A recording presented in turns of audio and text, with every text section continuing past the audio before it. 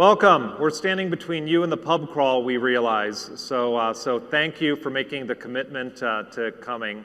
I'm Mark with AWS, and this is Hari with Live Nation. I'm going to spend just a few minutes to provide a little bit of an overview from AWS, and then we're going to hand it off to Hari for the rest of the session. Welcome to STG210, Simplified Data Center Migration.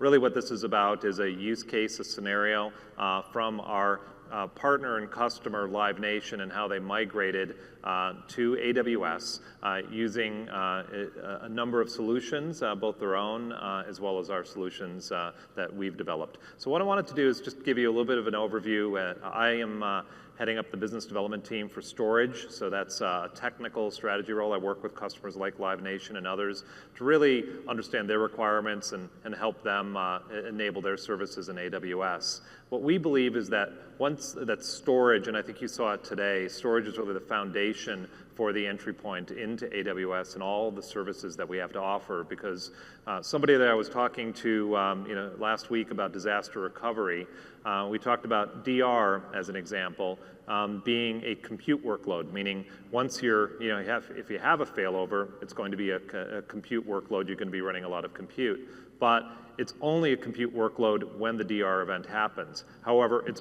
always a storage workload. You're always having to store the data there. So really the point is storage is very foundational to everything that our customers do, and it's the building block on which they build their business. So our storage portfolio ranges from traditional SAN and NAS in the enterprise, and we have equivalents in AWS, our EFS, our EBS for NAS and SAN equivalents. We have our scalable object storage, S3, and then we talked about Glacier. I think you saw some of the announcements that we have for Archive. And then what we're going to talk a lot about today are the various ways in which you can get data into AWS. One of those I thought you saw today. We're going to be handing out a couple pop quiz items today. How many of you saw the snowmobile up on stage? Yeah. So what's the length of the snowmobile? No? 45? Yep, gentleman in the front. So didn't hurt, right? Okay, it was lightweight. Great, excellent. They fly pretty well.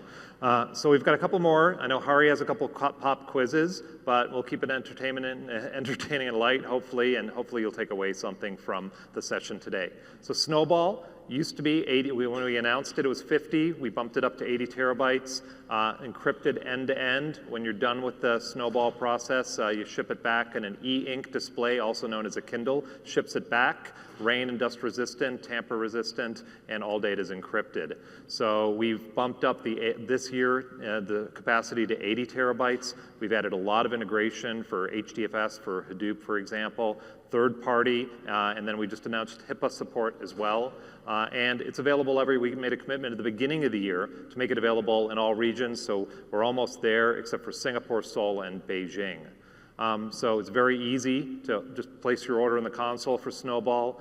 It shows up. You load up your data, load it up on a client or one of the new interfaces. When you're done, you're powered off. The e-ink display automatically puts the barcode on for return shipping, and then the data appears a few days later in your S3 bucket. It allows customers like Live Nation to greatly accelerate their workloads into the cloud. So to kind of give you a snapshot here, to move 200 terabytes over, say you have a 1 gig link and you're able to you use it maybe 50% utilization. Take you 36 days to get there, assuming that you don't have a lot of latency, perhaps that might even stretch that out further. So if you're talking about multiples of that, it's going to take an order of magnitude. You can see 71 days or 150 days if you have a lower internet connection. So the takeaway is Snowball, and what we're going to do is have Hari talk about their use case. Snowball was one of the vehicles that they used, in particular to migrate their SAP workload, but I wanted to have him now share with you their experience of migrating their overall infrastructure, including SAP, into AWS, and share with you some best practices, reference architectures, and also obviously how they use Snowball to enable that. So with that, I'm going to turn it over to Hari and tell you a little bit about their migration to AWS. Let me switch it. Hopefully it works. Okay. we've got a couple hands waiting for people. Thanks, Mark. Thanks for giving us the opportunity. It's an honor to be speaking at reInvent. My name is Hari Tatrakal, Director of Data at Live Nation Entertainment.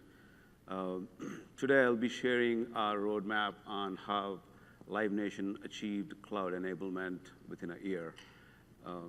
The challenges we have, the approaches we came up with, trying to address the challenges, and the lessons we learned, and a few critical paths we took to make this a successful completion. Okay? This is the agenda I have. We have a good presence of Live Nation Cloud Services team. You guys want to wave? So just to know that anyone have any technical questions, they know where to go. And this is the quick agenda I have. Talk about what we do, who we are, and then why we chose AWS and the challenges and our approaches. I have a quiz at the end of the session, just as a thank you note. So I'll be asking 2 music-related questions because we are from entertainment business. And whoever answers right, the first person will get $50 Amazon gift card. Okay? These are not Amazon credit usages. They're actual gift cards. So, okay. Let's start with the company introduction. How many of you guys been to a live concert? Okay, that's good.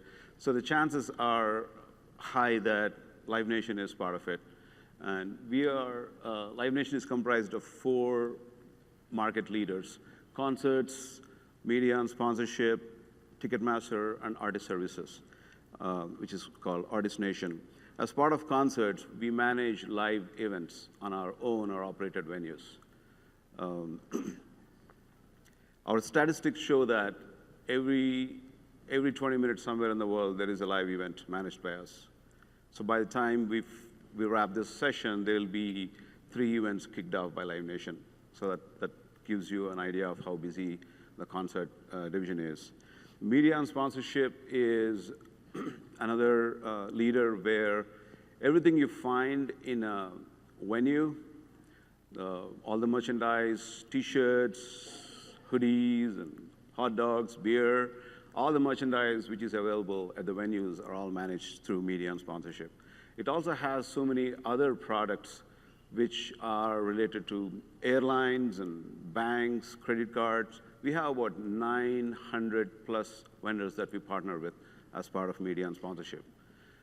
Just to give you another dimension to it, this is the largest media network available.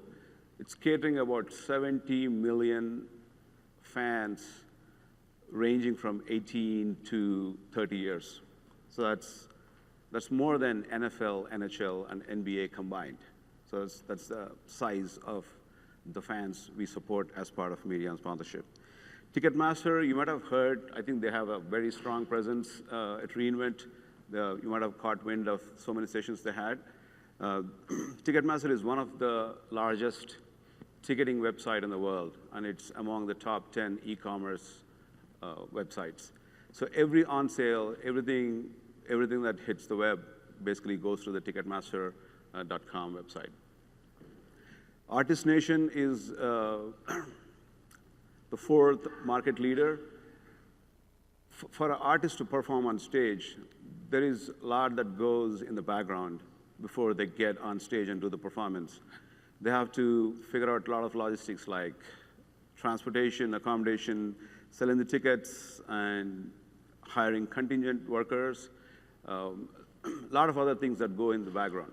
So what we do for them as part of Artist Nation, we cater them service from everything they have to do to perform on stage. So we have about 200 plus artists that we cater this service.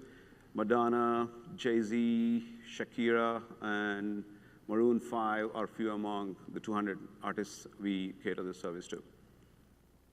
Okay, this might sound like almost borderline bragging about our company, but I think it's important for you guys to know the type of systems and the volume of data and transactions that we are dealing with, which are considered as in the scope of the migration. Okay? So why did we go with AWS? Why did we choose this as an option? Before that, I want to answer why even cloud? Why did we even opt for cloud? So there's many reasons. To keep it in a simple way, we got a mandate from our CEO to basically close our data center operations and move everything to cloud. There are many reasons, and these are the top 3 reasons I could talk of. One is the maintenance and cost. We don't want to invest in our aging infrastructure. And our strict IT budget always doesn't allow us to keep the future growth in mind. And security is another, like any other enterprise, security is probably one of the top 3 requirements for us, the other 2 being availability and scalability. So our belief is that the level of effort and time we spend on security is comparatively very less compared to a public cloud company. So, and we strongly believe that AWS has a niche in giving the options it has in how we can manage the security as a shared service tells a lot about it. And the last, which is probably my favorite, and if you have to list down like top 5 reasons why you want to go cloud, is agility. The nature of cloud being agile gives us a lot of, I think there are it addresses 2 complex reasons, the most complex. One is you always end up having performance issues because you under-provision. The other one is if you over-provision, you have to deal with the cost. So we always try to find the happy medium, which is time-taking if it is on an on-prem because you're dealing with so many other things. But being in cloud, I think that is the best advantage I can think of. You can strike a perfect balance between cost and performance because of the agile nature of cloud. Okay, so that's why we went for cloud, and why did we go with the AWS route? And back in 2014 March, this is a long time back, we came up with I think the requirement is to find a solution for backups, like to replace a tape and move completely decom tape and go with something else. So that was the origination, but we started with more holistic view of how else we can use cloud and what exactly is there.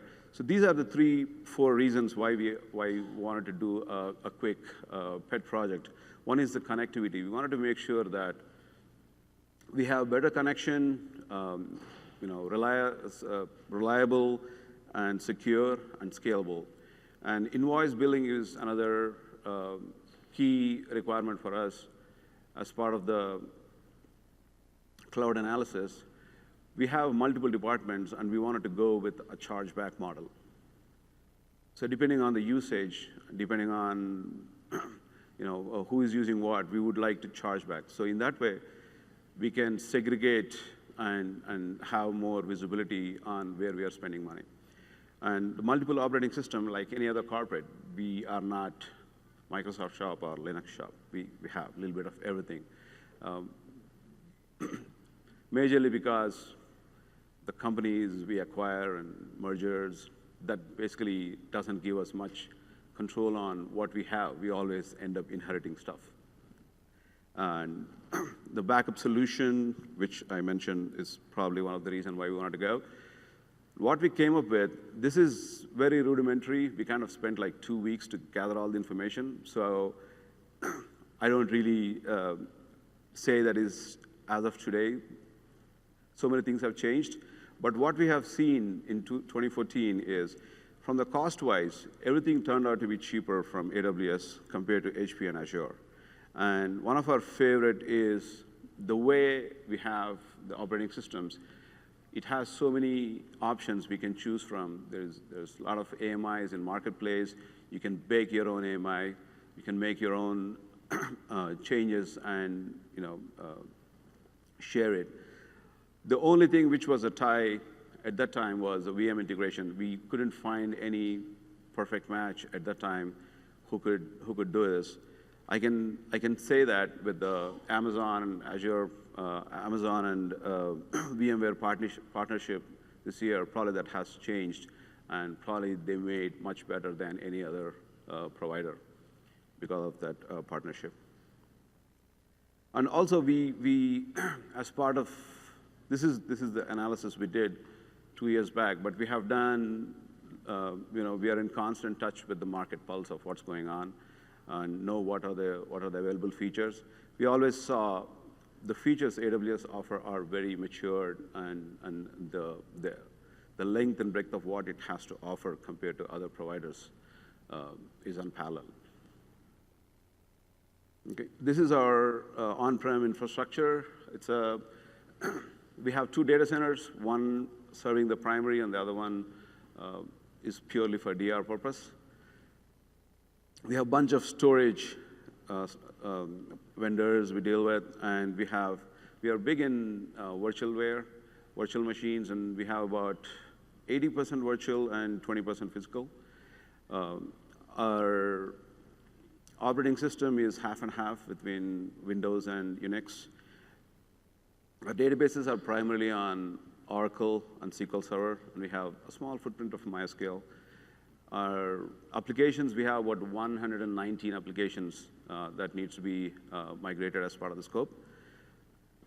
Our biggest is SAP environment, and our probably most complex by the nature of the business is Oracle E-Business Suite.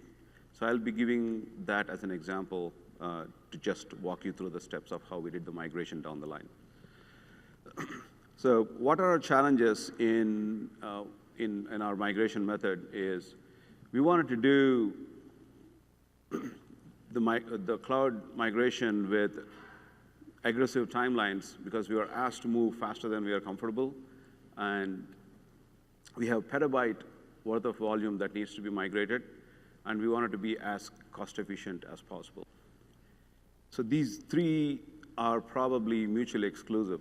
You wouldn't see these 3 things in one place unless this slide. So anything I'm going to show from now on, all the other sessions, it's not yet started, I guess. So anything I'm going to show from now are basically trying to address a solution for these 3 challenges. So everything kind of revolves around this 3 aggressive timelines and petabyte volume and cost-effective thing.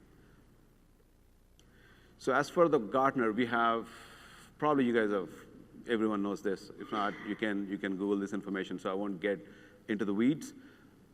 But this is the overall view of how you can migrate the data into cloud. Rehost, refactor, revise, rebuild, and replace. The fastest way to migrate the data out of all this is by using the rehost method, because all you're doing is, they're also called a lift and shift or forklifting. So we opted rehost as majority of our migration process just because we wanted to go faster. We did a little bit of rebuilding to address some cost optimization that we did eventually. And we also did some SaaS solutions which are very easily available and replaceable. For instance, we migrated Microsoft Exchange to Office 365. And that could be probably a good example for a SaaS solution we opted for. So as part of all this, one of the something that kind of caught us by surprise is we ended up retiring so many systems. So we did so many data center to data center migrations in the past. So we thought it's going to be another migration like that. What is different with data center to cloud migration is we started having a chargeback model and created multiple accounts for each and every department. So finance has their own, marketing has their own, data science has their own, and venues have their own. So everyone has their own accounts. And we started funneling all these environments to where they should belong. And there were so many that they said, we don't need this, we are not using it, or they were like inherited by someone else, but we don't even know why they are running. If it had been another data center to data center migration, probably we would have just forklifted everything and moved it. Maybe we might have decommed like 5% of it just because they're so clear. But this one, because everything is being on a chargeback model, that made everyone think about, why do we need this? Can we SaaS this? Or can we find an alternative? Or can we archive this into Glacier? Or there are so many creative ways we made them to think, just because everyone is trying to avoid what they want to have in their account. And just to give you an idea, we have about a petabyte of volume of data that needs to be migrated. While going through retiring and finding a SaaS solution, we brought our data from petabyte to under 200 terabytes. So there's so many databases we retired that not just saved us from the storage cost and managing them, but also it helped us from the licensing, the database licensing and the maintenance and the support and the DC operation maintenance. So it kind of has, any angle you see it, there is an advantage just by doing the retiring. Though that's not my favorite, because of course that doesn't keep us on jobs. We want to keep some environments. But it's a great thing to know that moving from on-prem to cloud is an eye-opener for us, and it changed the way we think in what else you can do along with your systems. And one of the reasons for this one is also the cost, how you can see the reporting using Amazon. All the information is the reporting is on single pane of glass. So you can tell exactly a particular environment and storage and the utilization by memory and all those things. It also gives you a lot of knobs to tweak and reduce the usage, which I will be talking about in one of the examples. Another big thing, I think it's probably one of the smartest thing we did, is by spending a good amount of time in training. Because when we started, our challenge is to move faster, and we wanted to spend less money. If we had to go with a third party, obviously it would cost us more than doing it in-house. And also, someone new joining us will have to spend time understanding our environment, our process, our procedures, and all those things, which would also take time. So it has a cost factor, and also it has a time factor. And once did the implementation, we have to again get knowledge on all that, so we have to support it. So by having the training in place for us, kind of helped us save cost, time, and the transition. And as a side benefit, we got the whole cloud services team trained with all the best available training we have from AWS. So we also build intellectual property as a side benefit. So that's an asset for a company. So I think this is probably one of the smartest decisions we made, and the props go to Jake Burns. This is a initiative decided by him. And as of today, we have about 10 certifications in our team who are basically a reflection of what type of skills we have and how strong we are with the technology. So this is the overall high-level data migration flow. I kind of segregated data logically into operating system and stateless and stateful. So operating system is, we have virtuals and physicals. Depending on what type of virtuals we have, it's a VMware, we did VM export import, and we did use heavily AWS export import options. There are a few new builds just because we had environments which are unsupported, or lower versions that we don't even have anything available at the marketplace or in the AMIs, which are supported by AWS. So we started with a new build, trying with upgrade as an option. And the other part of the data is stateless, which probably you can, application is a good example. So you can just, we used regular copy methods to transfer this data. We also used data export import for file server migrations. The stateful is something we have to make sure that the copy is read consistent. So for example, database is something that you can't just copy it while it's up and running. So we have to use backup and recovery tools to make sure that when we restore it, the database is in a read consistent state. So these are, so as part of the stateful, the backups we did rsync, we did td commands, we used Snowball, we used a variety of commands depending on the size of the data we are dealing with. So this is an example I wanted to show you to walk you through the steps. This is the Oracle Financials environment. This is a very complex with the interfaces and other dependencies, but I just kept it simple for the explanation of how we migrated the environment. So it's a two-node rack cluster. It's an Oracle e-business suite with a high available feature. It has a NetApp storage, 2 application nodes with load balancing on, so they both are active, and they are on a shared Apple top model. We have a DR environment in another data center, which are being synced with the replication. On the application side, on the database side, we use Active Data Guard to keep all the changes applied on the DR side. The database is about 5 terabytes. The application and archive logs, everything combined probably will be around 6 terabytes of data. So we have to,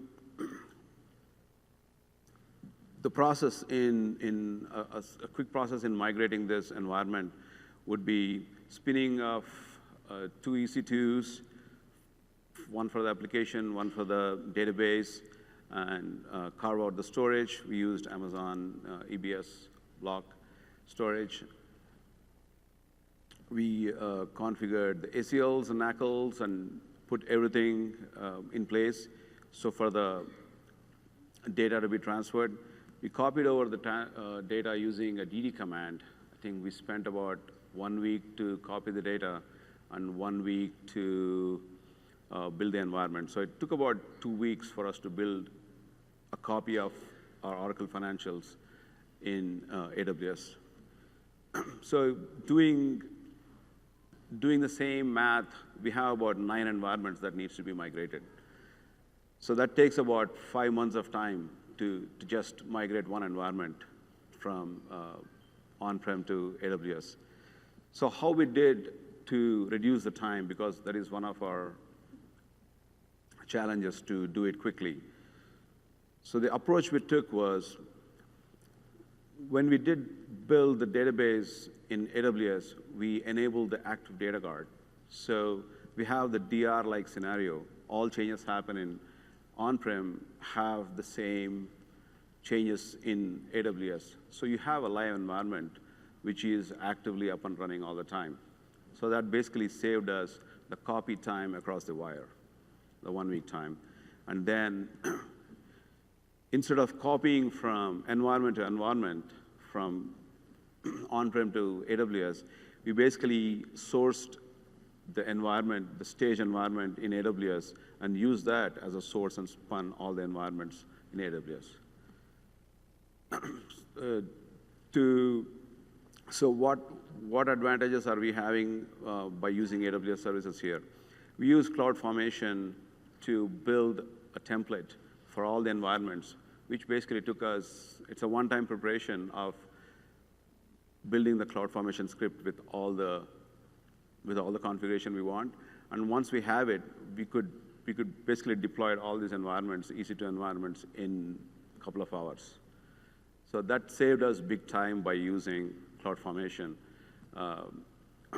my opinion about CloudFormation is the best advantages you get by using CloudFormation is if you reuse it. And another best advantage of using CloudFormation is all these environments, you can keep them consistent. We always had issues on-prem, building new environments and dealing with so many one-time setups that we always forget. Even if you document them, there is always something you miss. But having this kind of made sure that all the other environments we deployed are consistently same, matching the stage environment. And the other advantage we use with AWS services is all the storage is in EBS log. So all we did is take a EBS snapshot and then use that snapshot to restore against all these environments. So it kind of happened almost instantaneously. So we built all these environments within a week by using CloudFormation, by using EBS snapshot, backup restore, and a work that would have taken 5 months took us less than 1 month to finish this. And there is a challenge in doing this from developers to migrate from on-prem to AWS is not all the copies are similar to the production, but we made production as a source for all these environments. So they don't have their dev environment and test environment as images on the AWS environments. So what we did, every time there is a request for a refresh of the databases, we used to refresh the AWS environment and then turn off or decom the on-prem one.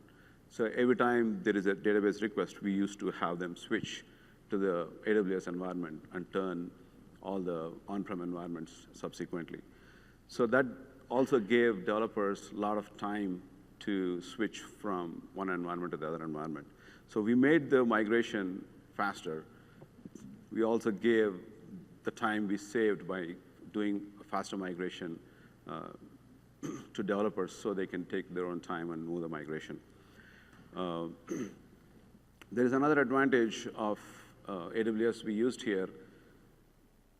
All these environments at one time were all up and running, but they're not being used actively. So we turned all these services off, or anything that they wanted to go back and forth, we always downsized them when they are not being used and used it and sized it back to their requirements when they want to use it back. So that gives us a lot of leverage in how we can use the AWS scaling up, scaling down options every time we did that. So I think there are a lot of points we managed, not just by moving it faster, but we used a lot of services offered by AWS, which basically made us maintain our costs to the minimum. This is our final production architecture picture, and it has, if you go back to our production environment on-prem, it has high available rack cluster enabled, and it has 2 databases active already, all the time running, and it has a DR environment. So what we did as part of the re-architecture with the rack environment, we couldn't go with real application clusters in AWS because AWS has 2 nodes or n number of nodes. They always have the same storage, single file storage system. And our objective in finding a high available solution in AWS is assuming that if AZ goes offline, how do we have HA solution? So having a single storage model for rack is something that we couldn't really maintain it in 2 availability zones. There is an option with EFS file storage, which spans across availability zones, but that is not recommended for database operations due to performance reasons. So what we have done to address that is we created 2 databases in 2 availability zones in the same region with the same data guard, active data guard, 0 lag. So we always have both databases up and running all the time. while the primary is active and the secondary is always passive. And we also created another copy in a DR site in a different region. So in a situation where that's a true DR, if you have the whole region goes offline, then you still have your data that can be worked on. So another thing we have done in this one, which is different from on-prem, in on-prem, it's active-active configuration. So we always had both of them up and running. And the configuration we had on-prem is about 32 core on 128 gig RAM per node. So we have about 64 cores plus real application cluster licensing. That's very expensive if you guys had worked with the Oracle database licensing from the real application and the CPU-wise. So what we have done here, we removed completely real application cluster out of equation. And we also downsized, or maybe the right word is right-sized the environment from 32 core to 16 core. So the capacity we literally reduced to half from the CPU. And still, the performance-wise, it outperformed our on-prem environment. The only difference is we have EBS SSDs, and we didn't have SSDs on-prem. With that difference, we basically could cut down the resources and save on licensing and costs. And on the second availability zone and DR, because they are not actively being used, we always can keep them to bare minimum. We don't have to keep the same 16 core all the time. So we kind of downsized. So by doing AZ1, AZ2, and no real application clusters, I think we saved big on database licensing, cluster licensing, and still have the same performance that we promised our business. So we wanted to do the same thing for SAP environment. The problem is it's 4 times bigger than Oracle Financials, which is about 20 terabytes. And the only way we could have migrated this is by upgrading our network infrastructure. Because by the time we started SAP implementation as part of the migration, we have so many other in parallel migrations going on, and the network bandwidth has been shared by others, and that basically became a major bottleneck for us to do the copy of how we did for Oracle Financials. So the only way we could do this is by using a Snowball export-import. So that came to a big rescue for us. I don't think what we would have done without that, because we just don't want to migrate it. We wanted to do it in a aggressive timeline. So the other reasons of the Snowball is we have pretty much one dedicated engineer who managed everything on his own. And that basically tells how simple it is to work with the Snowball. And it's secure, and it deals with the big data sets. And also, another big advantage with the Snowball is, imagine even if we spend 4 weeks to copy the entire 20 terabytes from on-prem to cloud, we will still have so many archive logs that are generated over a period of 4 weeks. And if for some reason, if you have to redo it, then we have to, again, go back. We can't restart. We can't resume from where we left. We have to start all the way from ground zero. So having a traditional way of migrating would have taken a lot of time than what we have done with the Snowball. I think to copy a 20 terabyte database, it took about less than a weekend to copy all the data back into the Snowball. So that was less than 24 hours of data copy in using Snowball versus 4 weeks of not so guarantee way of copying things. Saved us a lot in timing as well as the time we used to spend from managing the system. And also there are a few archive logs which also helped us to bring up the system back up and running. We worked on, so going back to the cost optimization, what we promised our business initially is whatever performance they have on-prem is the baseline, and it could be better than what we have it on-prem in AWS. So starting with that motive, everything we prepared in AWS is basically, okay, we have 32 cores, let's bring what's matching instance for 32 core. And we started building all these environments matching the same hardware specs. So that basically ended up being so many resources we have, but they are not being utilized properly. So we used AWS Trusted Advisor to get a overall picture of the cost optimization performance, and that really helped us how to, what are the advisors we can do to do the cost optimization. We also used CloudWatch tool to see how the CPU utilization, memory utilization, and what's the high water mark of every environment. That basically gave us an idea. Okay, we started that this is what the base level, but we are not even using 10 to 20%. So by reviewing the AWS Trusted Advisor and CloudWatch, we came up with so many environments which are not, like we started POC and no one really touched it after that. It's been up and running all the time. It's been there for like months.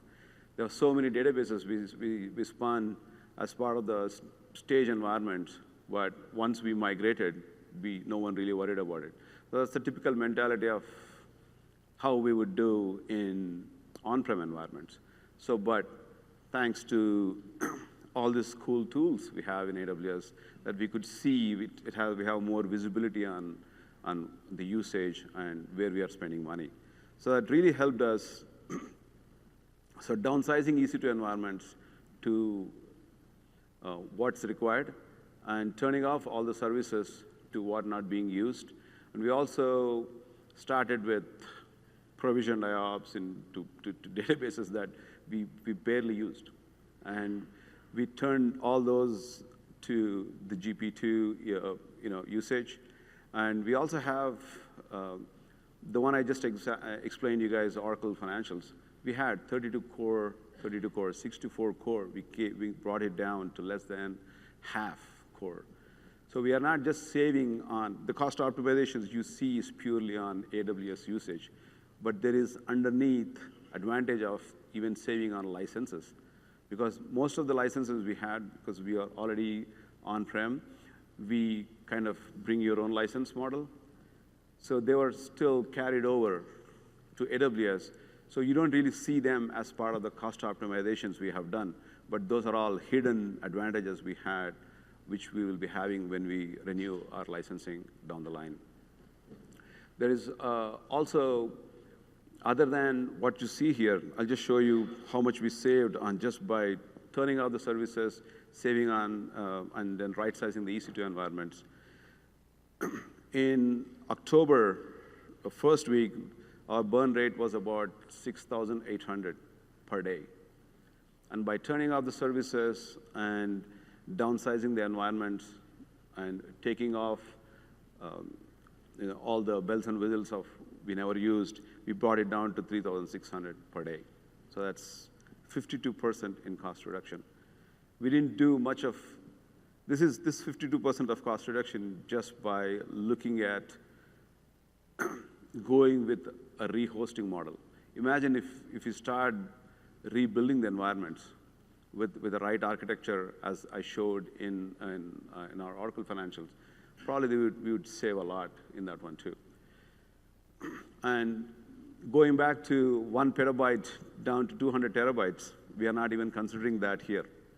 So assuming that if you haven't done any cost optimizations, and if you still have 1 petabyte of data brought down to 200 terabytes, even if AWS is as expensive as on-prem, we would still save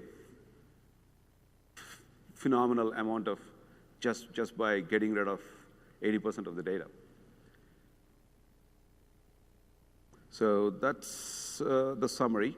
I wanted to curate all the slides into one. So there was no silver bullet in trying to do this migration. We have to do a little bit of everything, part of the rehost, retiring and replacing. We did the training part, the DR method to cut down the timings. We used the Snowball to move 20 terabytes under 24 hours. And we did the rebuild to save on costs. So there is a little bit of every angle, every aspect you look at it. There has to be done so much. And this is only phase one, I call it. Because in phase two, we wanted to do the re-architecture, where I see more, it's more interesting, and also it's more fun in working because you're not just, forklifting is the quick and easy way, but that's not the way we wanted to do it. We really wanted to learn and use what AWS has to offer. So that will be our phase two, which will be more interesting for us.